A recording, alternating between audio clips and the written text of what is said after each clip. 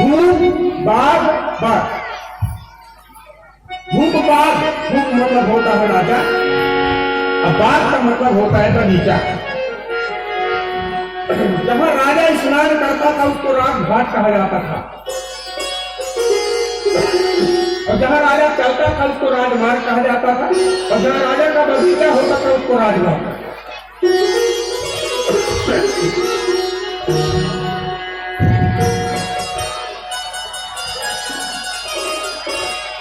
खूब बाघ बाघ।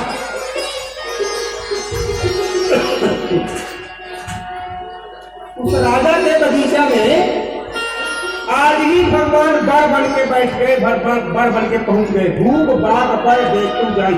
बड़ का 3 अर्थ होता है बंधुओं बड़ा, बड़ का 3 अर्थ होता है। पहला पर किसको कहते हैं? बड़ वृक्ष को, बड़ के पेड़ को बड़ वृक्ष। और दूसरा पर किसको कहते हैं? दूल्हा को।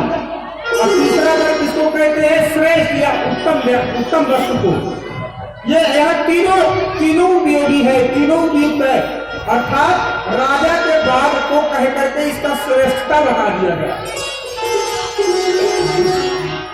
और राम जी बड़ बन के पहुंच चुके हैं, और राजा के बगीचे में बड़ वृक्ष भी था, इसलिए तीनों यहाँ धूप बाघ बड़ देखूं जाई, जहाँ बसंत ऋतु रहे उन्हाई, चातक कोकिल कीर चकोरा, जत बिहन नेटक कलमोरा। एक बात बताऊं, उस बगीचे में जब मेरे श्री सरकार राघव में पहुंचते हैं तो ये 5 प्रकार की पक्षियां हैं। कौन कौन? बोले चातक, चकवा, चातक, कोकिल, कोयल, कीर, तोता। कीर किसको कहते हैं? तोता, कीर। और चकोरा, चकोर और मोर। ये सब ऋतु से भी है भैया, मौसम से भी है। अपने मौसम में ही नाचते और बोलते। ऐसा नहीं कि जब चाहो तब नचा लो मोर को, ऐसा नहीं है। बरसात में ही, भाद्रपद भादों में ही मोर नाचता है, सफेद नहीं। लेकिन भगवान राम जब उस फुलवारी में पहुंचते हैं तो उस समय पक्षी अपना सीजन भूल जाते हैं, मौसम को भूल जाते हैं। बाबा ने लिखा, चातक कोकिल कीर चकोरा,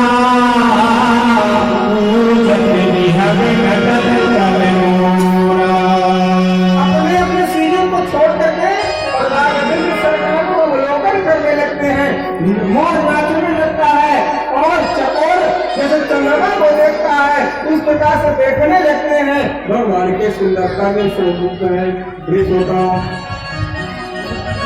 उस समय भगवान के इस छवि को देखने के लिए ब्रह्मादिक पुष्पादिक देवता आकाश में अपने अपने वाहनों में चढ़ करके और इस फुलवारी के प्रसंग को देखते हैं। ये सोताओं भाग सरसो सुधावा, हरिसो पान विचित्र बनावा, हरिसो पान विचित्र बनावा।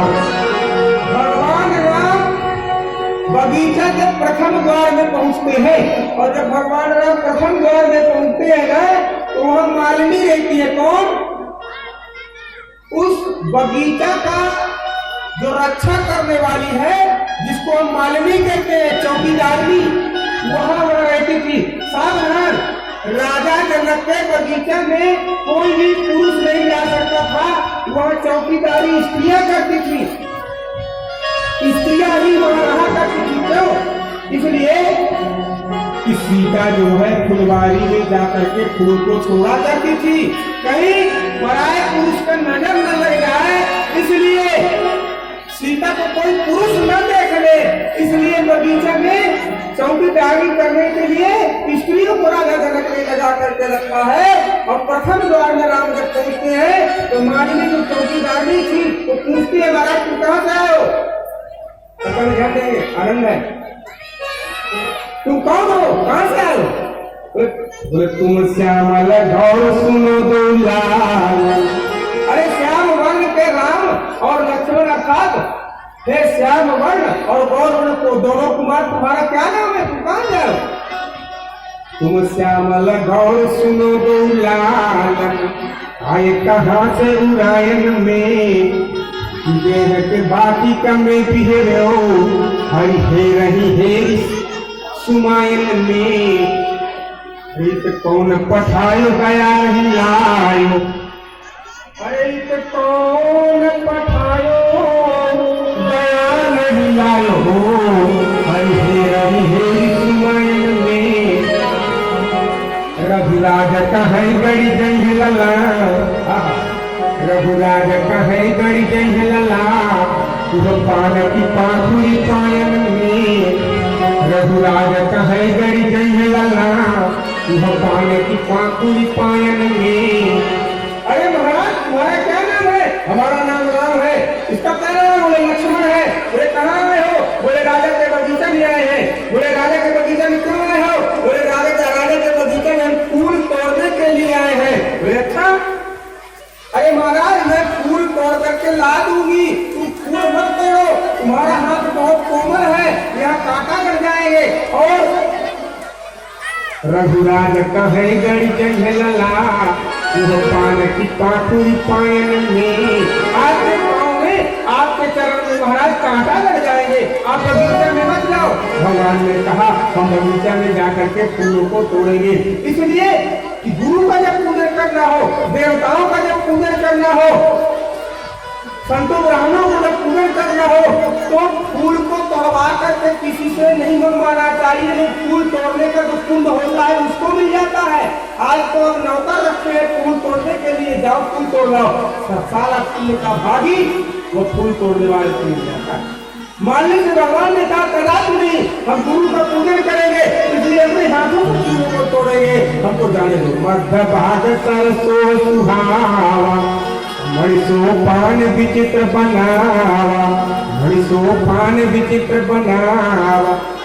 ये श्रोताओं मना लेते हैं और मना लेने के बाद ये मालिनी जाने देती है। और जब बीच बगीचे में जब दूसरे गेट में दूसरे द्वार में राम पहुंचते हैं ना, तो जो मालिनी जो खड़ी की खड़ी रह जाती है वो देख करके इनके रूप में मस्त हो जाती है, नेत्र बंद हो जाता है। और जब नेत्र बंद हो जाता है तो भगवान राम ने कहा तो बढ़िया मौका है, बस निकल। भगवान मध्य भाग सरसो सुहावा मणिसो पान विचित्र बनावा पहुंचते। और तब उस समय उस समय जो है भगवान राम फूल तोड़ने लगते हैं। बाम कर दोना भगवान बाएं हाथ में दोना लेते हैं और दाएं हाथ से फूलों को तोड़ने लगते हैं और भगवान राम उस फूल को रखते जाते हैं दोना में। ये श्रोताओं कि ठीक इसी बीच में क्या होता है? संग सखी सब सुभग सयानी गावहि गीत मनोहर। सीता की 8 सखियां हैं, 8 सखियां, हेमा जी, क्षेमा जी, बरारोबा जी, सुलोचना जी, ये 8 सखियां जो है लेकर के फूल तोड़ने के हिसाब सीता से कहा लाती है। संग सखी सब सुभग सयानी गावहि गीत मनोहर बानी सरसंगीत गिर जागह सोहा भरण न जाय देखी मन मोहा। मनोहर गीत गाती हुई 8 सखियां सीता को लेकर के और बगीचे में आती है। मैं सोचता हूँ उस समय